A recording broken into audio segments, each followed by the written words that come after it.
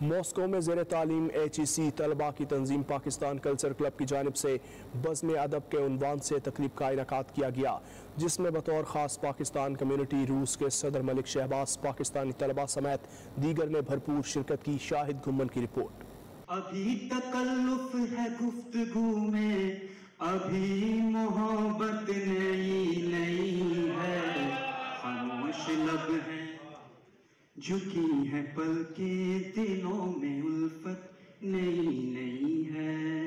روس کے دارالحکومت ماسکو میں زیر تعلیم پاکستان ہائر ایجوکیشن طلباء کی تنظیم پاکستان کلچر کلب کی جانب سے بزم ادب کی ایک تقریب منعقد کی گئی، جس میں بطور خاص پاکستان کمیونٹی روس کے صدر ملک شہباز، پاکستانی طلباء سمیت دیگر نے بھرپور شرکت کی۔ اس کو پانا تو مقدر کی لکیروں میں نہیں، اس کو کھونا بھی کریں کیسے گوارا محسن۔ تقریب میں مشاعرہ اور متاثر کن اردو تقاریر کا سیشن کیا گیا۔ شرکا نے منفرد صلاحیتوں اور اردو زبان کے لیے جذبے کا مظاہرہ کیا۔ تقریب میں اردو زبان کی تاریخ اور فروغ کے حوالے سے مقررین نے اپنے خیالات کا اظہار کیا، جس سے حاضرین کو آگاہی ملی۔ ایک گلی کے موڑ پر کسی نے ہاتھ جوڑ کر، گیسو اپنے کھول کر، حیا کی چادر اوڑھ کر بڑی ادا سے یوں کہا، میرے صنم ذرا رکو، میرے صنم ذرا تھمو۔ تم پہ افسوس میرے جذبے دلداری کہ تم ایک روٹھے ہوئے دلبر کو منا بھی نہ سکے۔ اے رات کی رانی، جب تو رات میں نکلتی ہے تو آسمان پر چلتے ستارے اپنی سمت بھول جاتے ہیں۔ ایسا ہوا وہ آج ہوا جو کل بھی ہو سکتا تھا، ذرا دیر مزید ہو جاتی میں بسمل بھی ہو سکتا تھا۔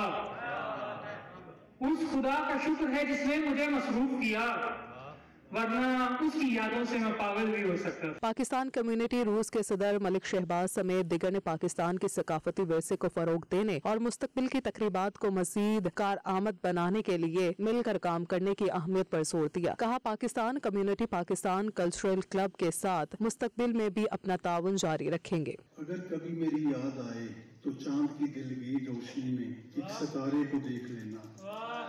اگر کبھی میری یاد آئے تو چاند کی دلگیر روشنی میں ایک ستارے کو دیکھ لینا۔ اگر وہ ستارہ مخلص فلک سے تمہارے قدموں میں آ گرے تو جان لینا وہ ستارہ تھا میرے دل کا۔